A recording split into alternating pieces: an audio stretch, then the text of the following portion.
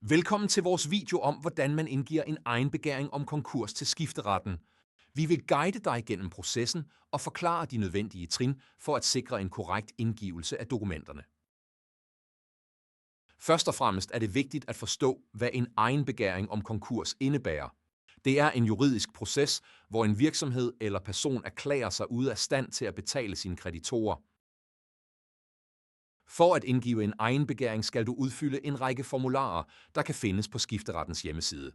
Det er vigtigt at sikre, at alle oplysninger er korrekte og fuldstændige for at undgå forsinkelser. Når formularerne er udfyldt, skal de indsendes til den relevante skifteret. Det kan ofte gøres elektronisk, men det er vigtigt at tjekke de specifikke krav for din region eller kommune.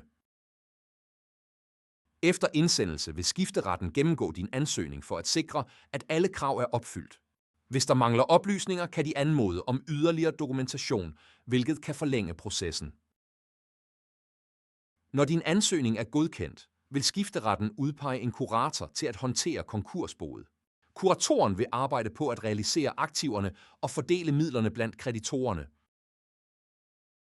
Det er vigtigt at samarbejde fuldt ud med kuratoren og give alle nødvendige oplysninger. Dette vil hjælpe med at sikre en smidig proces og minimere eventuelle komplikationer under konkursbehandlingen. Afslutningsvis er det vigtigt at søge professionel rådgivning, hvis du overvejer at indgive en egenbegæring om konkurs. KGN Services kan give værdifuld indsigt og hjælpe med at navigere i den komplekse proces.